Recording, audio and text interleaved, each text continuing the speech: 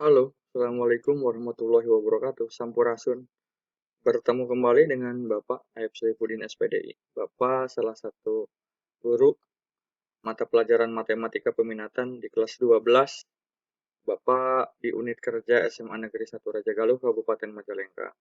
Pada kesempatan kali ini, Bapak akan menjelaskan mengenai menentukan nilai limit di ketahinggaan fungsi trigonometri yang mungkin subbab ini akan kalian pelajari pada bab limit fungsi trigonometrik mata pelajaran matematika peminatan di kelas 12 mungkin semester awal. Nah, bagaimana cara menentukan nilai limit di ketahinggaan fungsi trigonometri? Sebetulnya nilai limit ketahinggaan fungsi trigonometri dapat diselesaikan menggunakan sifat-sifat yang berlaku pada limit fungsi trigonometri. Jadi, ada beberapa sifat pada limit fungsi trigonometri itu bisa dipakai untuk menentukan limit ketahinggaan. Cuman yang membedakan satu, nanti ketika X mendekati tahingga, maka Y mendekati 0. Baliknya, ketika X mendekati 0, maka pasti Y-nya mendekati tahingga. Begitu ya. Sekali lagi, jika X yang mendekati tahingga, maka Y mendekati 0. Kalau X yang mendekati 0, maka Y mendekati tahingga. Dan itu untuk beberapa soal biasanya dibalik ya. Tadinya variabelnya X menjadi variabelnya Y. Baik ya. Kita langsung ke contoh, misalkan tentukan nilai limit berikut. Yang pertama, nilai limit X mendekati tahingga, kotangan 1 per X dibagi X. Yang B, limit X mendekati tahingga, X min 1, tangan 1 per X. Yang C, limit X mendekati tahingga, sinus pi per 3 ditambah 1 per X.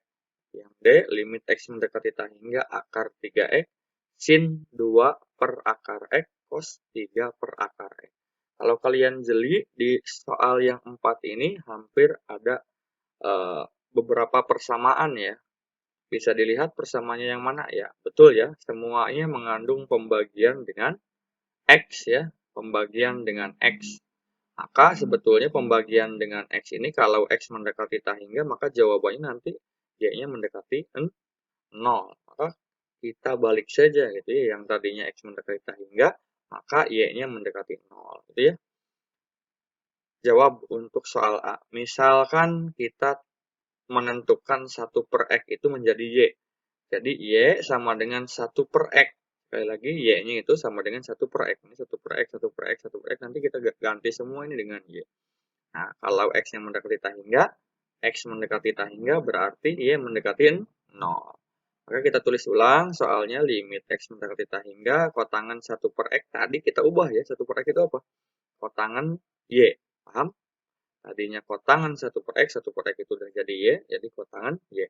Yang tadinya X berarti X, ya berarti 1 per Y. 1 per Y.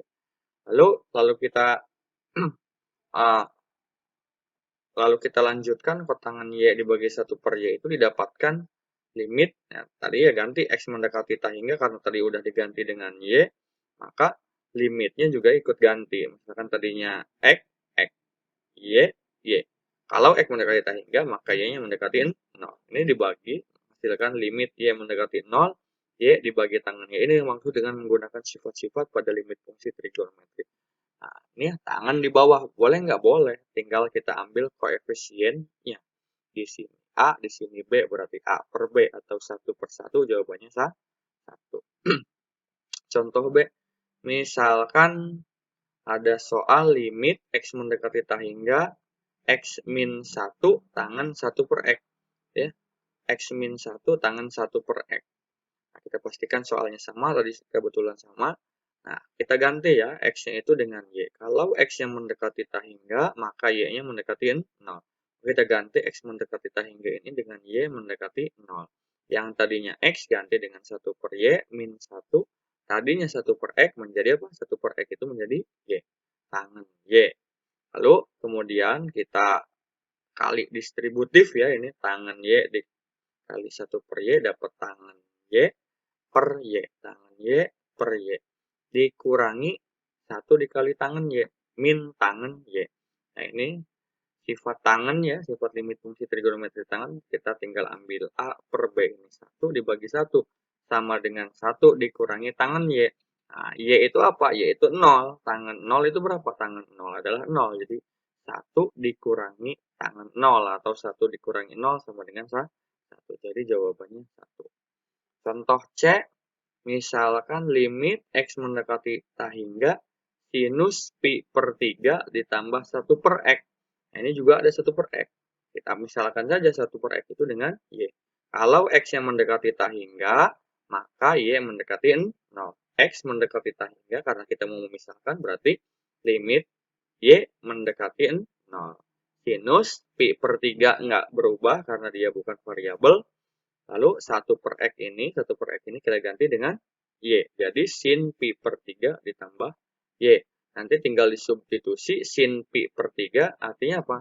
Sin 180 dibagi 3. 180 itu 60. Sin 60 ya, ditambah sin 0. Ini kan Y-nya 0. Sin 0. Sin 0 itu berapa? 0 ya. Jadi sin 180 dibagi 3 itu sama dengan sin pi per 3 ditambah sin 0. Ya udah aja sin pi per 3 ya. Jadi jawabannya setengah akar 3. Soal yang keempat. Ditanyakan limit X mendekati tak hingga akar 3X sin 2 per akar X cos 3 per akar X. Kita misalkan 1 per akar X-nya itu sama dengan Y. Sekali lagi, kalau X-nya mendekati tak hingga, maka Y-nya mendekati 0. Maka itu kita ganti X mendekati tak hingga, kita ganti menjadi Y mendekati 0. Akar 3 X ini menjadi 1 per Y akar 3 sin tadinya 1 per akar X itu Y, berarti kalau sin 2 per akar X artinya sin 2Y. Cos 3 per akar X ini 1 berarti kalau cos 3 per akar X cos 3Y. Sehingga didapatkan nanti ini ada koefisien akar 3 nggak usah ikut, misalkan akar 3 dikali limit 2 sin 2Y per 2Y ya, dikali limit kosinus 3Y. Nanti kosinus 3Y ini substitusi Y-nya sama dengan 0 ya. Hingga didapatkan sama dengan akar 3 dikali 2 dikali 1 cos 0. Ini cos 0. Sehingga didapatkan jawabannya 2 akar 3. Nah, itulah beberapa cara atau langkah-langkah dalam menentukan nilai limit di ketakhinggaan fungsi trigonometri. Semoga bermanfaat dan selalu belajar dimanapun kalian berada. Assalamualaikum warahmatullahi wabarakatuh.